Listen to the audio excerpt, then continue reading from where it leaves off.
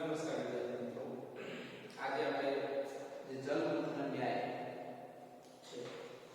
એના ઉદાહરણનો આપણે અભ્યાસ કરીશું. જલ મંથન ન્યાય. જલ મંથન ન્યાય એનું ઉદાહરણ જલ મંથન ન્યાય. ઉદાહરણ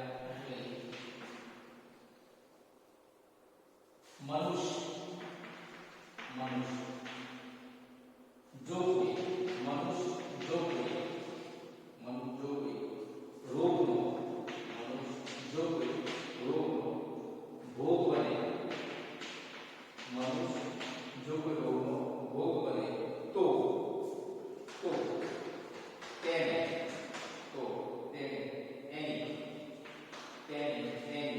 सारવાર લેવાની સારવાર લેવાની આવશ્યકતા રહે છે. તેને સારવાર લેવાની આવશ્યકતા રહે છે. અહીં મંથન ક્રિયાને સારવાર સ્વરૂપ અહીં મંથન ક્રિયાને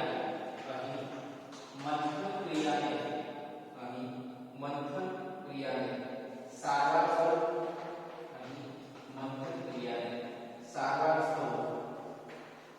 सारવાર સ્વરૂપ जल में दूरा धागा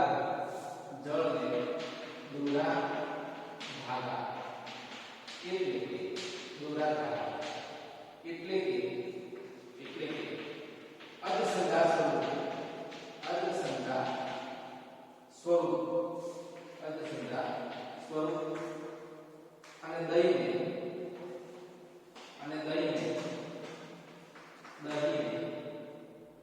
દવા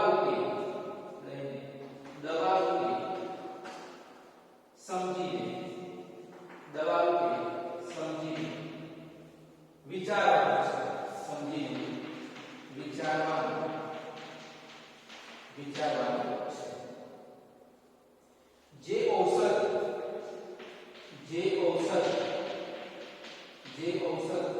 લેવાથી રોગ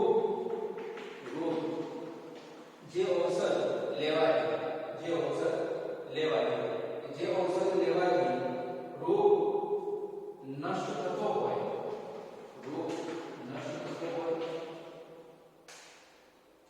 તે ઔષધ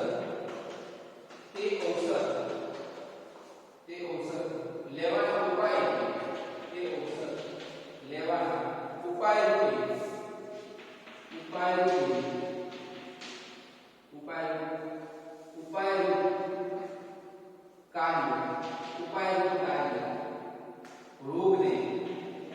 કાર્ય રોગને દૂર કરવાના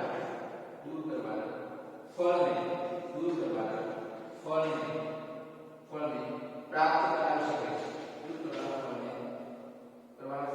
પ્રાપ્ત કરાવી શકે છે. પ્રાપ્ત કરાવી શકે છે. પરંતુ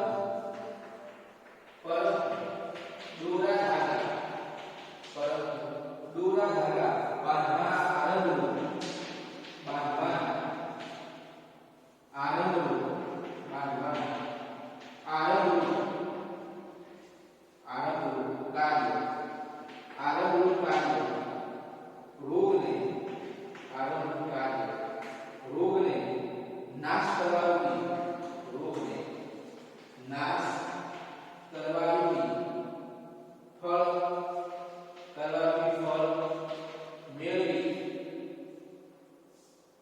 રોગને નાશ કરવાની ફળ મેળવી આપતું નથી. પરિણામ રોગ નિવારણ માટે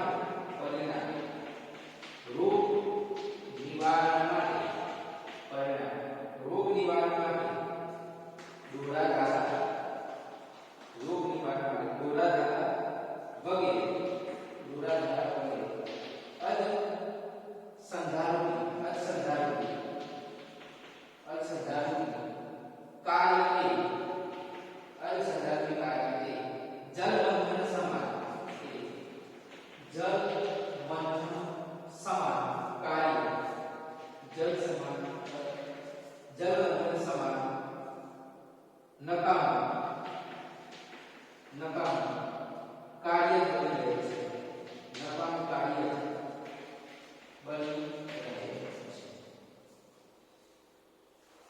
જલમંથન ન્યાય છે કે જલમંથન ન્યાય સૌથી પહેલા તો આપણે જોઈ લઈએ ઉદાહરણ છે જલ એટલે પાણી મંથન એટલે વઢોવાની ક્રિયા પાણીને વઢોવાની ક્રિયા ઉપરથી આને પરિકલ્પના કરવામાં આવી છે અગાઉના લેક્ચરમાં આપણે જોયું કે પાણીને વઢોવાની ક્રિયા એ નકામી છે માખણને દહીંને વઢોવીએ તો એમાંથી આપણને માખણ મળે છે કે આપણા વ્યવહારની અંદર રોજના વ્યવહારની અંદર જે કાર્ય કરવાથી આપણને ફળ મળે એ કાર્યમાં આપણે સમય અને શક્તિ વેડફવી જોઈએ જે કાર્ય એટલે કે દહીંમાંથી માખણ મળે એવું કાર્ય કરવું જોઈએ અને જે કાર્ય કરવાથી આપણને કશું ફળ મળતું નથી તો એમાં આપણે સમય અને શક્તિનો વેડફવાની જરૂર નથી ઉદાહરણ તરીકે પાણીને વઢોવાની કે પાણી ગમે એટલું વઢોવીએ પણ એમાંથી આપણને કશું ફળ પ્રાપ્ત થતું નથી એનું ઉદાહરણ છે મનુષ્ય જો કોઈ રોગનો ભોગ બને મનુષ્ય જો કોઈ રોગનો ભોગ બને તો તેને એની સારવાર લેવાની આવશ્યકતા રહે છે મનુષ્ય કોઈ પણ રોગનો ભોગ બને તો એને એની સારવાર કરાવવી પડે છે અને એની સારવારની જરૂર પડે છે મનુષ્ય જો કોઈ રોગનો ભોગ બને તો તેને એની સારવાર લેવાની આવશ્યકતા રહે છે અહીં મંથન ક્રિયાને સારવાર સ્વરૂપ અહીં જે મંથન ક્રિયા છે મંથન શબ્દ છે એને સારવારના સ્વરૂપમાં લીધું છે મંથન એટલે કે અહીં મંથન ક્રિયાને સારવાર સ્વરૂપ જળને જે પાણી છે જળને દોરા ધારા એટલે કે અધસંધાન દોરા ધારા એટલે કે અધસંધાન લેવાથી રોગ નષ્ટ થવો અધસંધાનથી રોગ નષ્ટ થવો અધસંધાન રોગ નષ્ટ થવો અધસંધાન અને દહીં છે દહીં એટલે દવા છે દહીં દવા રૂપે સમજીને દહીંને દવા રૂપે સમજીને વિચારવાનું છે કે જે ઔષધ લેવાથી રોગ નષ્ટ થતો હોય તે ઔષધ લેવાના ઉપાયનું કાર્ય જે ઔષધ લેવાથી રોગ નષ્ટ થતો હોય તે ઔષધ લેવાના ઉપાયનું કાર્ય રોગને દૂર કરવાના ફળને પ્રાપ્ત કરાવી શકે છે જે ઔષધ લેવાથી રોગ નષ્ટ થતો હોય તે ઔષધ લેવાના ઉપાયનું કાર્ય રોગને દૂર કરવાના ફળને પ્રાપ્ત કરાવી શકે છે પરંતુ દોરા ધારા પાનમાના આરંભનું કાર્ય રોગને નાશ કરવાથી ફળ મેળવી આપતું નથી અહીં છે કે આપણે કોઈ રોગ થયો છે તો કોઈ રોગ થયો છે તો રોગને મટાડવાની જે દવા છે ઔષધિ છે બરાબર છે તો એ આપણે દવા લેવી જોઈએ જેનાથી જે કાર્ય એટલે કે આપણે કોઈ માણસને રોગ લાગુ પડે છે તો એ માણસને રોગ લાગુ પડે છે તો એ બીમારીના રોગને નાબૂદ કરવા માટે રોગને નષ્ટ કરવા માટે દવાની જરૂર પડે છે શેની જરૂર પડે છે દવાની જરૂર પડે છે દવા તરીકે દહીં લીધું છે એટલે કે જેમ તમે દહીંને વઢોવીએ ને એમાંથી આપણને માખણ મળે છે દહીંને વઢોવવાથી એમાંથી માખણ મળે છે એમ આ દવાનું કાર્ય તમે દવાનું કાર્ય કરો તો રોગને મટાડવા માટે દવાનું કાર્ય કરો તો એમાંથી શું થાય છે રોગનો નાશ થાય છે શું થાય છે રોગનો નાશ થાય છે કારણ કે જે દહીંમાંથી માખણ મળ્યું દહીંને વઢોવ્યું તેમાંથી માખણ મળ્યું તો આ દવાનો ઉપયોગ કર્યો ત્યારે રોગનો નાશ થાય છે એ કાર્ય આપણે કરવું જોઈએ ન કે જલમંથન ન્યાય એટલે કે જલ એટલે પાણી અને પાણીને દોરા ધાગા સ્વરૂપે લીધું છે દોરા ધાગા સ્વરૂપે લીધું છે જળ એટલે દોરા ધાગા દોરા ધાગાથી બરાબર છે મંથન એટલે એ વઢોવાની ક્રિયા છે એટલે કે દોરા ધાગાથી તમે અધસંધાનની કાર્યથી રોગને જે મટાડવાનું કાર્ય કરો છો અને પાણી વઢોવા જેવું કાર્ય કરો છો એ કાર્યથી કોઈ રોગ નાશ થતો નથી એટલે કે ફળને પ્રાપ્ત કરે પરંતુ દોરા ધાગા રૂપી મારા આરંભ કાર્ય રોગને નાશ કરવાની ફળ મેળવી આપતું નથી પરિણામે રોગ નિવારણ માટે દોરા ધાગા કે અધસંધાનનું કાર્ય એ જલમંથન સમાન નકામું જ કાર્ય બની રહે છે આપણે કોઈ રોગ લાગુ પડ્યો અને દોરા ધાગાથી એ રોગનો નાશ કરવાનું જે કાર્ય કરીએ છીએ એ જલમંથન ન્યાયનું કાર્ય છે કે પાણીને વઢોવા જેવું કાર્ય છે અને એની આપણે સમજણ મળશે ફરી વખત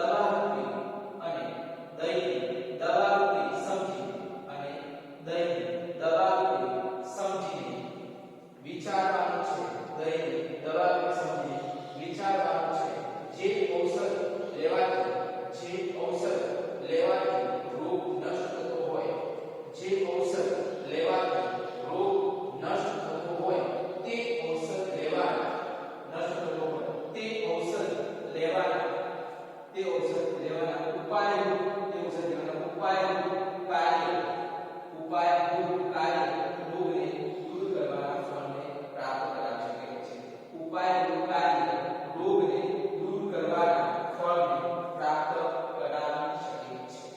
પરંતુ દોરાધારા બાંધવાના આરંભરૂપ કાર્ય દોરાધારા બાંધવાના આરંભરૂપ કાર્ય રોગને નાશ કરવાના કાર્ય રોગને નાશ કરવા પૂરતી ફળ મેળવી આપતું નથી. નાશ કરવા પૂરતી ફળ મેળવી આપતું નથી. પરિણામ રોગ નિવારણ